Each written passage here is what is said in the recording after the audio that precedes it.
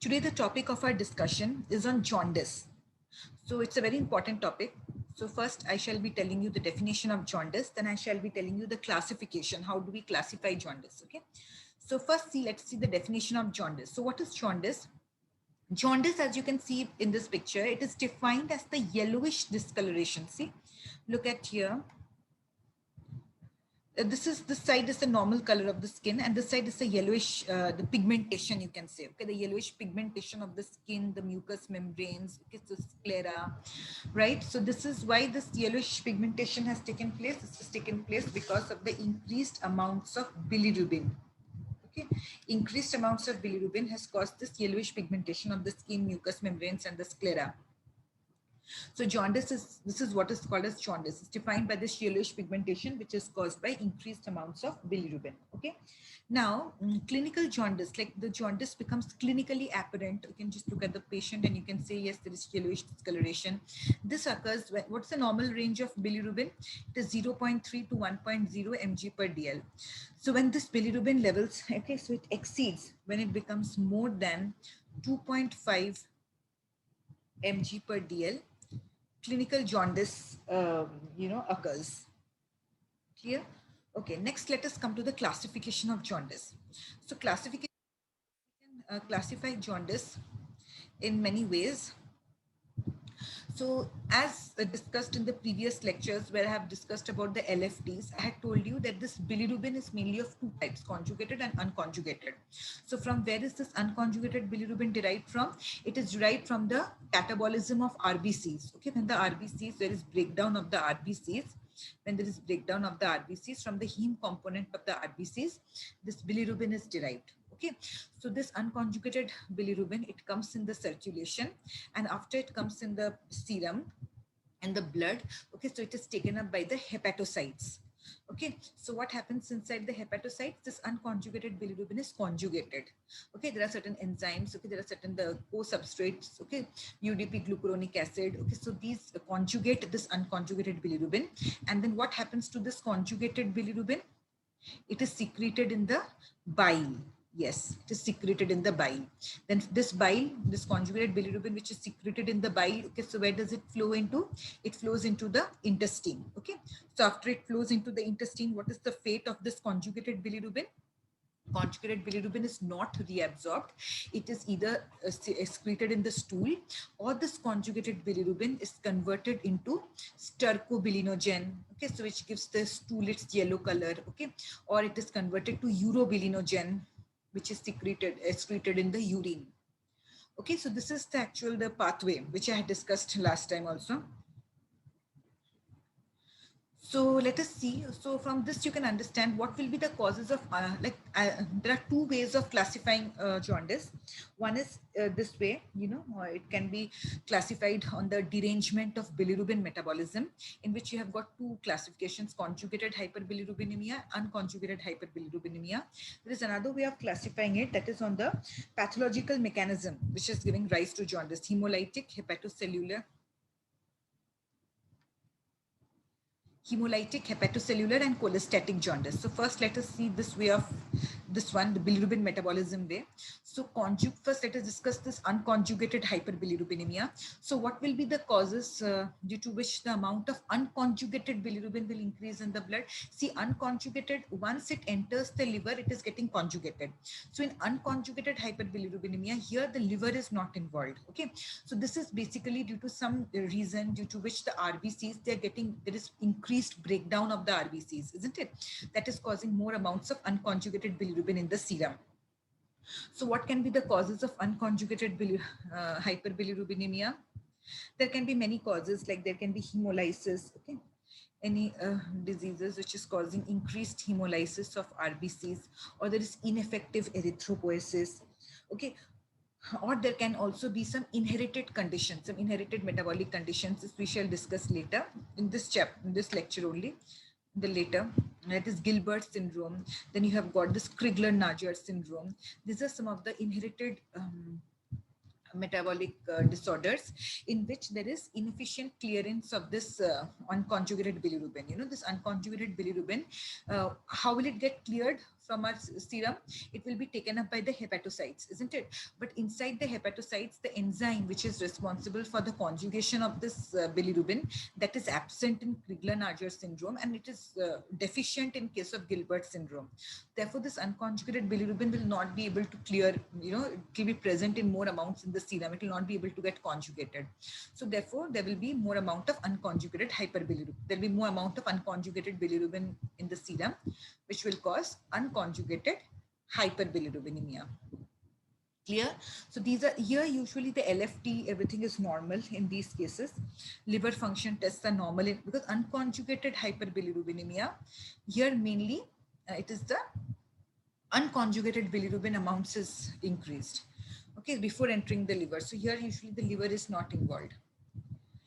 Talking about conjugated hyperbilirubinemia, here usually you will get, it is mainly because of some because see, conjugated, what has happened in this case is that this unconjugated is conjugated, it was conjugated, it entered into the hepatocyte, it was conjugated, but because of some reason this conjugated bilirubin was not able to be transported into the bile, isn't it? If this conjugated bilirubin was able to be transported into the bile, then the amount of conjugated bilirubin in the serum wouldn't have increased due to some hepatocellular diseases, due to some inflammation in the liver, okay, some pathological conditions in the liver, or maybe due to some obstructions.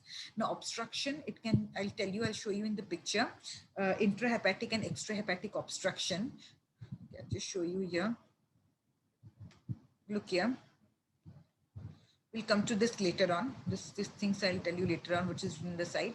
The intrahepatic obstruction, mainly in this hepatic duct, cystic duct, if there is any obstruction here. Extrahepatic obstruction in the CBD, okay, so in the ampulla, vater, in the duodenum, the pancreas. If there is any obstruction here, maybe stones, strictures, okay, any malignancy, tumor, okay, so if anything is there here due to which the bile, the bile is unable to flow, there is some obstruction here, okay, obstruction to the bile flow, or maybe due to some pathological conditions in the liver, the conjugated bilirubin is not able to get transported into the bile. There is a transporter required for the transport of conjugated bilirubin into the bile, that is absent. Okay, so these are some of the reasons where this conjugated bilirubin will not be able to come in the bile, and there will be excess amounts of conjugated bilirubin in the serum, causing conjugated hyperbilirubinemia. Clear? So these are the different causes of conjugated hyperbilirubinemia, either the hepatocellular causes or maybe because of some obstructive causes. Obstructive causes, it can be either intrahepatic or it can be extrahepatic obstruction. Okay, so apart from this, there are some other, inherited conditions also, like you have got Dubin-Johnson syndrome. Yeah, some like here there was Crigler-Najjar and Gilbert's, because there are some others also like Dubin-Johnson syndrome, or you have got Rotor's syndrome. Okay, so these are this also causes conjugated hyperbilirubinemia. Clear? So this is one way of classifying jaundice. That is, either the amounts of unconjugated bilirubin is increased or the amounts of conjugated bilirubin is increased in the serum. And what are the possible causes? Right? Now, this is another way of classifying jaundice. That is, we can classify them into, in fact, there is one more, that is your congenital non-hemolytic jaundice that I'll discuss later. But these are the three main types based on the pathological mechanism: hemolytic, hepatocellular, and cholestatic. Okay, so from the name itself, you can understand hemolytic means this is occurring because of increased destruction of RBCs. Okay, so hemolytic, in hemolytic jaundice, mainly the amount of unconjugated bilirubin will be increased, because here there is no the liver is not involved here. Basically, the RBCs, they are breaking down more. Okay, because of which that heme, it is getting converted to bilirubin, and there is lots of unconjugated bilirubin in the circulation, in the serum. Okay, now what are the causes of hemolytic jaundice? First I'll tell you the causes, and then I'll tell you details about these. Okay, intraerythrocytic or extraerythrocytic. So what do you understand by intraerythrocytic? Like there are some problems within the RBCs itself. There is some problem in the structure. There is some problem in the RBCs itself, in the shape. Like you must be knowing about some conditions called spherocytosis, where the shape of the RBCs, okay, becomes spherical. Spherocytosis, sickle cell disease, the RBCs becomes sickle shaped. Okay, and there is increased hemolysis. Then G6PD deficiency, that also causes increased hemolysis. So these are some problems which is arising due to the RBCs, intra-erythrocytic, the RBC, some problems in the RBCs itself. Extra erythrocytic, there is no problem in the RBCs, but there are some external factors which is causing the hemolysis of the RBCs. So what are these external factors? Antibodies, okay, autoimmune, you must have heard about this word, autoimmune hemolytic anemias. Okay, so where the antibodies, they attack these RBCs and they destroy them. Okay, so extra erythrocytic, you have got antibodies attacking the RBCs. You have got certain drugs attacking the RBCs like sulfasalazine, dapsone. Okay, and there are some other poisoning also, like copper sulfate poisoning, snake bite. Okay, there's some other causes also which can cause the destruction of the RBCs, the increased hemolysis, increased catabolism of the RBCs. Okay, so I'll tell you details about hemolytic anemia. Just let's first see the causes. Next, come to the hepatocellular. Hepatocellular, right from the name only you can understand there is some problem in the hepatocyte. Okay, so it can be due to the different inflammatory inflammation of the liver infection, you know, viral hepatitis, alcoholic hepatitis due to alcohol intake, increased alcohol intake, it has caused damage to the liver, chronic hepatitis, okay, cirrhosis, drugs, certain drugs which induce hepatitis, Wilson's disease, many other diseases also there, you know, that sometimes your right-sided heart failure, some veno-occlusive diseases, they can also cause damage to the liver, hepatocellular jaundice. Okay, next come to the cholestatic jaundice. Cholestatic jaundice, as I showed you in this diagram, cholestatic jaundice, the word cholestasis, what is the full form? Chole means bile, stasis means there is a stasis, there is a failure of the flow. So here in this cholestatic jaundice, there is a failure of the bile flow. There is some obstruction to the bile flow. Now, why there is an obstruction to the bile flow? It can be due to either some conditions inside the liver, maybe some obstructions in these hepatic ducts or in the cystic duct, okay? Or there might be some obstructions in the extrahepatic. Extrahepatic means this common bile duct, okay? This ampulla of Vater and duodenum, the head of the pancreas. Okay, so there is some obstruction here due to which the bile is not able to flow. Okay, so if the bile is not able to flow, what will happen? What is secreted in the bile? Conjugated bilirubin. If the bile is not able to flow, then this conjugated bilirubin, instead of getting secreted in the blood, it will get regurgitated in the serum and there will be jaundice. Okay, so there is failure of bile flow. It can have, you know, the either intrahepatic cholestasis, you know, some inflammation in the liver which has caused obstruction of the bile, you know, this hepatic ducts and cystic ducts and all, maybe some hepatitis, okay, viral hepatitis, cirrhosis, granulomas, Hodgkin's disease, granulomas due to tuberculosis, okay, and or the large duct obstructions, some gallstones or, you know, strictures, tumors, worms, helminths, they can also cause obstruction. Okay, carcinoma of the bile ducts, carcinoma of the head of the pancreas. Okay, so these are the different things which can cause obstruction to the bile flow. Clear? Okay. So these are the causes of these three types. Now I'll tell you details about these three types of jaundice. These I told you about the causes. Now one by one we shall discuss about these three types. So you yourself can tell me what will be the features, clinical features of hemolytic jaundice. So what is happening in hemolytic jaundice? In hemolytic jaundice, there is increased breakdown of the RBCs, isn't it? So remember, there will be anemia. There is obviously there will be, this is one of the features, the patient will get anemia. Remember, in hemolytic jaundice, usually the jaundice is mild.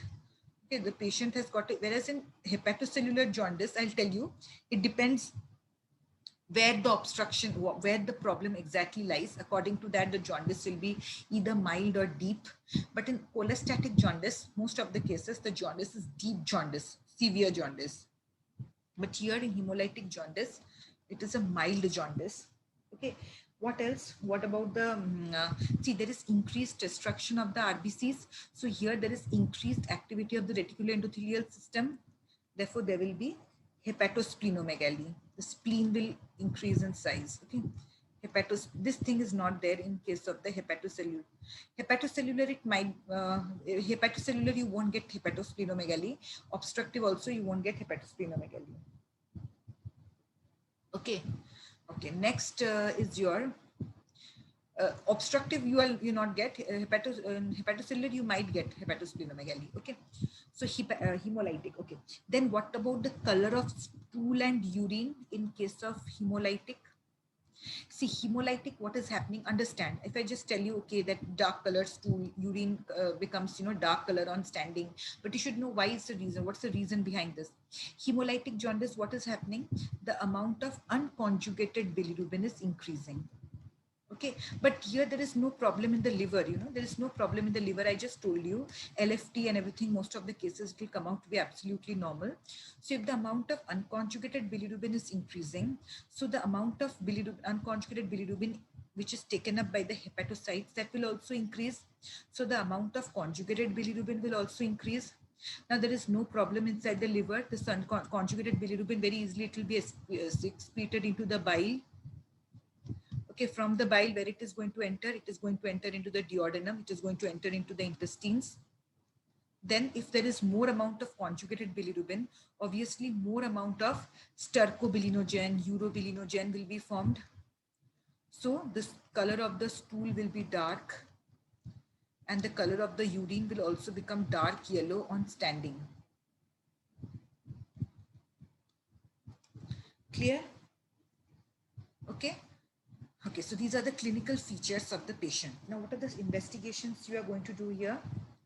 See, investigations, I had told this to you in the last class where I had taken on LFTs, that unconjugated bilirubin, remember, it cannot enter the urine. It cannot be excreted like urobilinogen. This conjugated bilirubin, when it converts into urobilinogen, that gets secreted in urine. But unconjugated bilirubin as such, it is bound to albumin and it cannot be excreted in the urine. You will never find unconjugated bilirubin in urine. Okay, if it would have been a case of conjugated bilirubinemia, then you would have found conjugated bilirubin in urine. Okay, but you cannot find unconjugated bilirubin in urine, right? So investigations, first when you do in the blood, you will find increased amounts of unconjugated bilirubin. This you'll find in the serum. Okay. In the urine, you will not find any bilirubin. In the urine, there is no bilirubin. In the urine, you will find increased amounts of urobilinogen. From where did this urobilinogen come? From the conjugated bilirubin.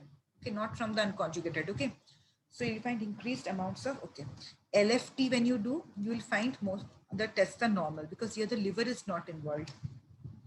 Okay, and you might get, or you'll get evidence of hemolytic anemia because there is so much destruction of RBCs. So the patient will develop anemia. So these are some of the investigations which you will do in these patients. Clear? Okay. Next, come to the hepatocellular jaundice. Now see, hepatocellular jaundice is a mixed type. Like, here you can get either increased amounts of conjugated bilirubin or you can get increased amounts of unconjugated bilirubin. Now you might ask, why are we getting increased amounts of unconjugated bilirubin?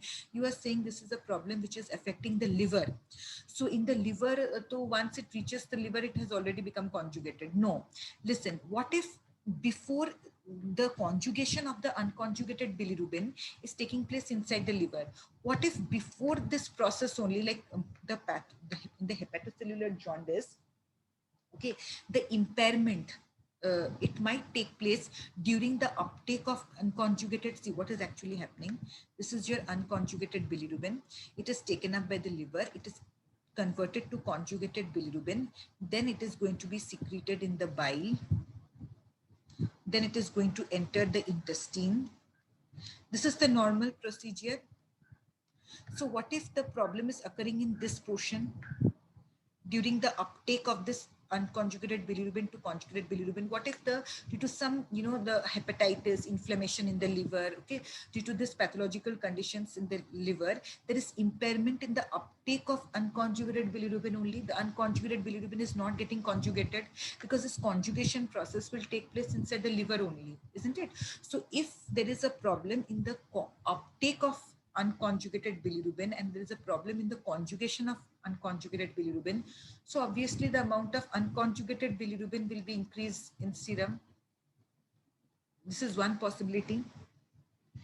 The second possibility is the unconjugated bilirubin got conjugated to conjugated, it got conjugated, it got converted to conjugated bilirubin, but due to some problem again, in the liver, this conjugated bilirubin was not able to be transported to the biliary canaliculi. There was some problem in this transport. This transport process got hampered. So this conjugated bilirubin amounts will increase and it will be regurgitated into the serum, and there will be increased amounts of conjugated bilirubin in the serum. So remember, in hepatocellular jaundice, there can be two possibilities. Either there can be increased amount of unconjugated bilirubin, or there can be increased amounts of conjugated bilirubin. It depends upon which path the impairment has occurred. If it has occurred during the uptake of unconjugated bilirubin to conjugated bilirubin during this part, then there will be increased amounts of unconjugated bilirubin in serum. If the impairment has occurred in the transport of conjugated bilirubin in the bile, then the amount of conjugated bilirubin will increase in the serum. Clear?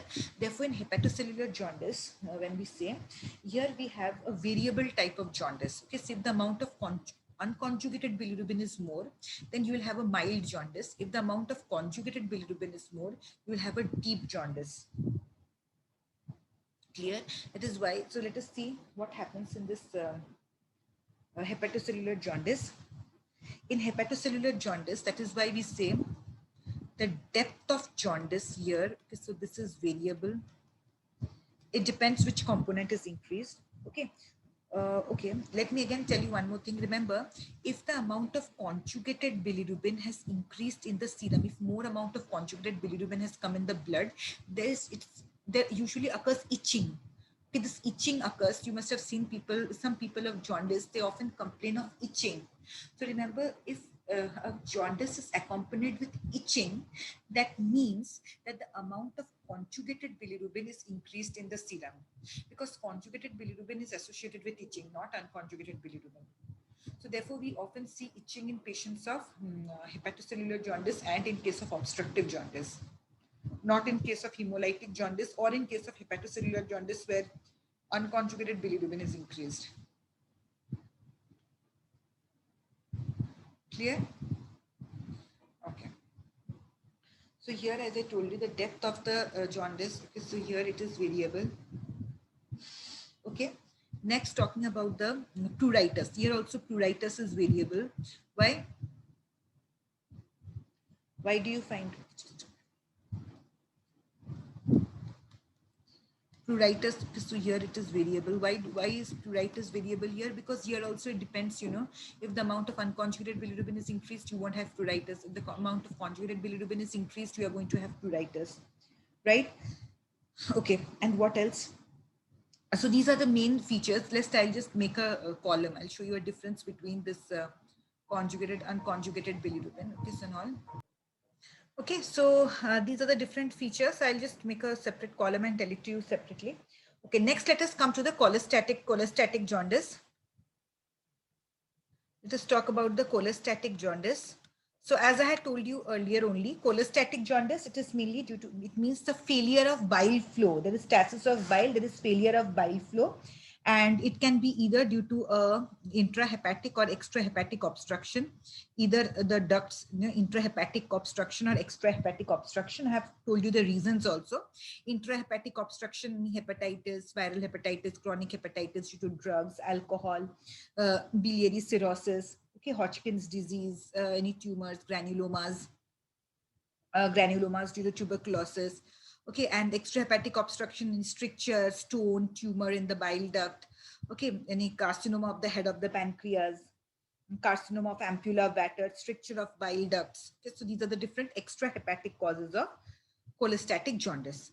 So remember, in cholestatic jaundice, so as you can see here, so these are what I've written it down here. These are mainly the features, the clinical features which you get of cholestatic jaundice. So what happens in cholestatic jaundice, as you can clearly see, there is a failure of bile flow. So clearly in this cholestatic jaundice, you will have an excess amount of conjugated bilirubin. Okay, the amount of conjugated bilirubin, this will be more in case of this cholestatic jaundice. Conjugated bilirubin, okay, that will be increased in case of cholestatic jaundice. And conjugated bilirubin in the serum. Okay, so usually in the patients of cholestatic jaundice, the jaundice is quite deep. Okay, they have a deep jaundice, and since there is lots of conjugated bilirubin in the serum, patient has itching, pruritus. Why is there pale colored stools? Pale colored stools, this is because this conjugated bilirubin, from where does the stool gets its color? The stool gets its color from the stercobilinogen. And from where is stercobilinogen formed? It is formed from this conjugated bilirubin, which is reaching the intestine. That only forms stercobilinogen, urobilinogen, isn't it? So since this conjugated bilirubin, there is failure of bile flow and bile is not reaching the intestine. And along with bile, this conjugated bilirubin was also supposed to reach the intestine. This is also not reaching the intestine. Therefore, the stercobilinogen is not formed, or it is formed very less. It results in pale colored stools. Okay, then you can ask, why is still there dark urine? See, dark urine here is because of the fact that it is not because of urobilinogen. So there is urobilinogen is not, it's absent, or it's very less in urine. But as I had told you right in the beginning, that unconjugated bilirubin cannot pass into the urine, but conjugated bilirubin can pass into the urine. It can be secreted in the urine. Okay, so this excess amount of conjugated bilirubin in the serum, this passes into the urine and it gives the urine its dark color, right? Now, apart from this, the patient also has many other deficiencies: vitamin K deficiency, vitamin D deficiency, deficiencies of many fat soluble vitamins. Now, why there is a deficiency of fat soluble vitamins in cases of obstructive, this cholestatic jaundice? Remember, this bile, this is responsible for the absorption of fats. Okay, one of the function of bile, it helps in the absorption of fats. Okay, since now this bile flow is obstructed, there is stasis of this bile flow, the absorption of fats is also impaired. So along with the absorption of fats is impaired, and therefore the absorption of fat soluble vitamins like A, D, E, K, these vitamins is also impaired, which leads to its deficiency, vitamin K deficiency, vitamin D deficiency. Now, if this cholestatic jaundice, it is due to some inflammation or infection of the bile duct, which is called as cholangitis. Okay? If there is cholangitis, if there is, it is also accompanied by cholangitis, then what happens is that the patient will have this fever. Okay, now patient will have fever and patient will have chills and rigors if the patient has cholangitis. Okay, and what are the signs you are going to see here? There'll be a deep jaundice, as I told you. There'll be scratch marks on his skin because of this pruritus. And if this obstruction which has occurred, which has caused this cholestatic jaundice, if it is due to carcinoma of the head of the pancreas, then you will have a palpable gallbladder. This is very important. This we will discuss later. Actually, what happens, why I'm emphasizing on this point, this you'll know it, there's something which is called as Courvoisier's law. You know what is Courvoisier's law? Courvoisier's law. What does this Courvoisier's law states? Courvoisier's law states that if there is an obstruction in the common bile duct and it is due to stone, if there is an obstruction in the common bile duct and it is stone, okay, so in this case also, since there is an obstruction in common bile duct and the bile is not able to flow, here also the patient will have a jaundice. But when you try to palpate the gallbladder, this gallbladder is not palpable. these patients with stones in the CVD, they usually have a shriveled and a fibrotic and a non-distensible gallbladder. Gallbladder will not be palpable if the CVD is obstructed with a stone. But if it is a malignant obstruction, if there is obstruction of the head of the pancreas, if there is obstruction of the head of the, if there is carcinoma of the head of the pancreas, and this malignant, this malignant neoplasm, this malignant tumor that has caused obstruction, then the gallbladder will be palpable. So this is very important, that if a jaundiced person has got a palpable gallbladder, okay, so that goes in more in favor of this carcinoma head of pancreas, a malignant obstruction. Right? So whenever jaundiced patients, you see all the features, deep jaundice, scratch marks and all, try to palpate the gallbladder. If it's a palpable, if gallbladder is not palpable, then it's fine. But if the gallbladder is palpable, it goes more in favor of a malignant obstruction. Clear?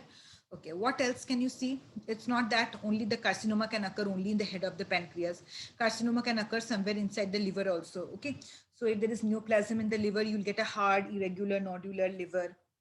Okay, so like this, you have to find out what is the cause of the obstruction.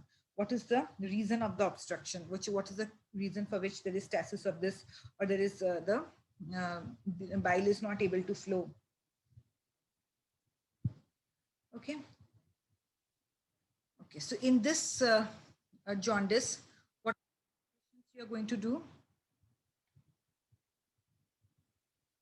What are the investigations? In this, when you look for the amount of conjugated bilirubin, you'll find conjugated bilirubin is present in the serum. You'll find bilirubin in urine, because as I told you, conjugated bilirubin can pass in the urine. Okay.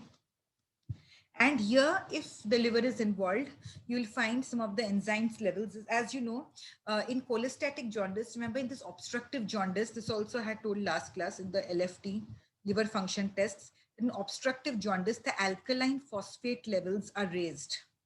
This is quite raised, 3 to 4 times normal it is raised in case of cholestatic jaundice. Okay, then you have to find out what is the cause of this obstruction. You can carry out ultrasonography, you can carry out ERCP, okay, MRCP, endoscopic retrograde cholangiopancreatography, magnetic resonance cholangiopancreatography. These are some of the procedures where you can see whether there is a stone in the common bile duct. Okay, you can carry out USG, ultrasonography, for knowing the underlying cause. Or if nothing, you're not getting any, these are not solving your purpose, you can also go for liver biopsy. Okay, so these are some of the tests which you can do to find out the cause of this cholestatic jaundice. So this is all about cholestatic jaundice. Next, there's little short discussion I shall tell you. Actually, based upon the pathological mechanisms, as I told you, there are 3 main, right? One is your hepatocellular, another is your, one is your hemolytic, hepatocellular, and your cholestatic, right? There is one more also, which you can say number 4. That is some of the congenital non-hemolytic jaundice, some of the congenital conditions which also leads to jaundice, congenital conditions, some of the congenital problems, disorders, which can lead to jaundice. So under this congenital non-hemolytic jaundice, we have got certain conditions like Crigler-Najjar syndrome. This is a fatal life-threatening situation syndrome. Crigler-Najjar syndrome 1 and 2. Then you have got your Gilbert's syndrome. Then you have got Dubin-Johnson syndrome. And you have got your Rotor syndrome. Remember, in Dubin-Johnson syndrome and Rotor syndrome, in these 2 cases, there is an increase in the amount of conjugated bilirubin. Okay, conjugated bilirubin in serum is increased, whereas in these 2, there is an increase in the amount of unconjugated bilirubin. It is basic to remember, and all these 4 conditions, they are autosomal recessive.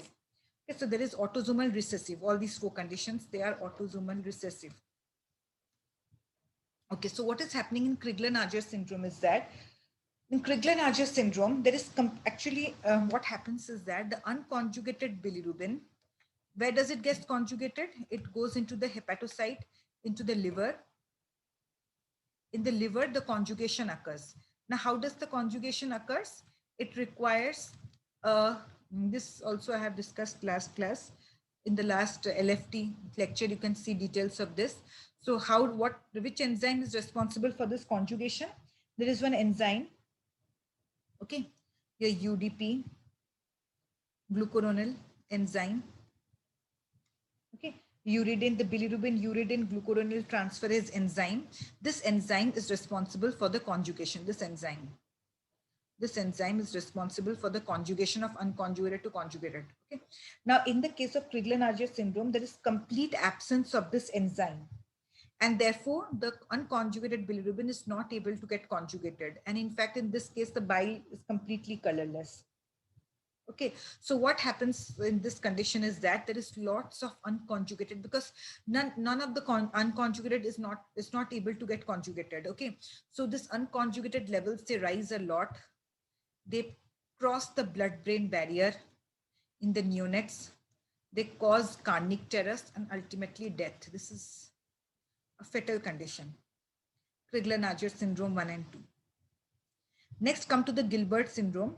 In the Gilbert syndrome also, there is a deficiency of this enzyme, but there is a mild deficiency. Like Crigler-Najjar syndrome, there is a complete deficiency of this uridine glucuronil transferase enzyme,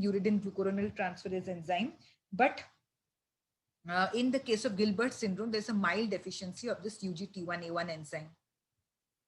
Okay, so usually, in fact, in Gilbert syndrome, these patients are usually asymptomatic, and sometimes due to certain stress conditions, infections, or in certain conditions, exercise, fasting.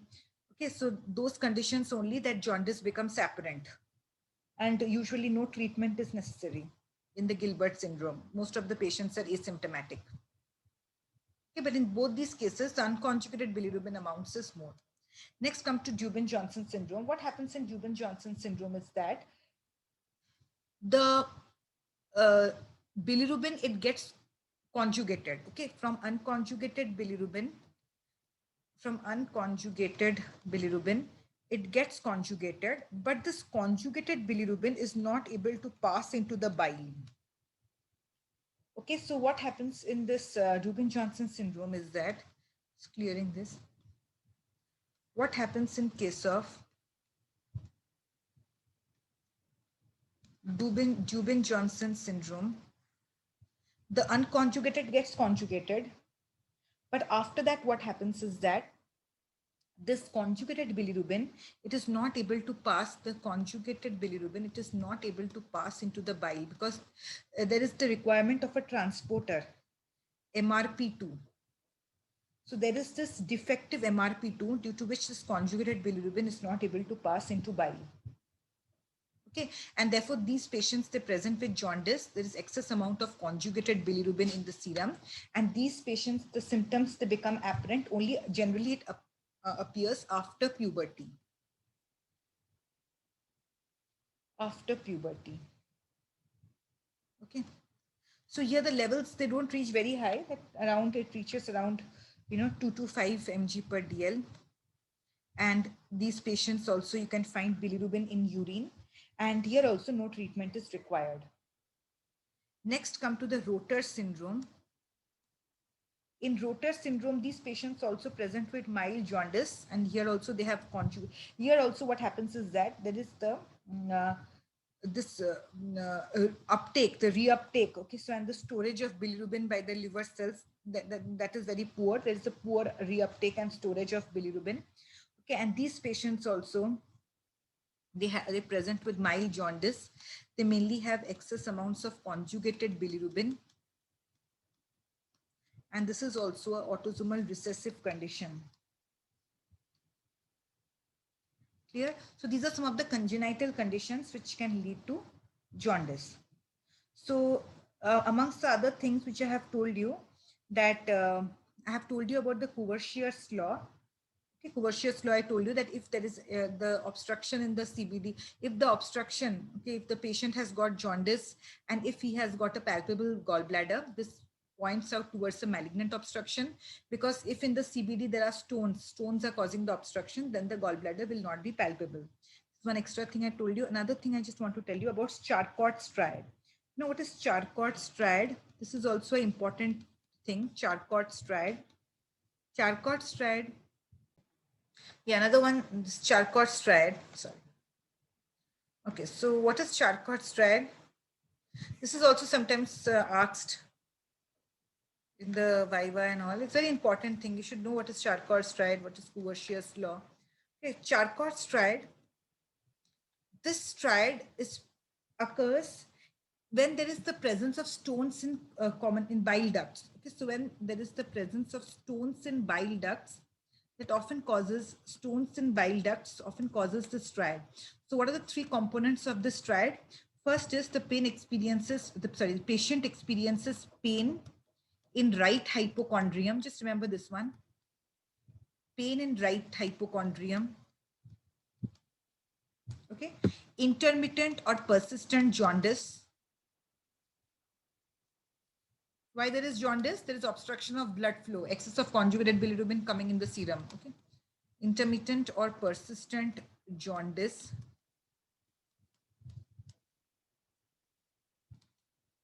And the third is, if due to the stones, because of this obstruction in the bile duct, if there has occurred any infection or inflammation in the bile ducts, what is called as cholangitis. Okay, cholangitis, inflammation or infection in the bile ducts is cholangitis. If the patient has also developed cholangitis, then the patient will have fever with chills and rigors. This occurs if the patient has developed cholangitis. So remember, this will be helpful to you when you see patients. You see this Charcot's triad.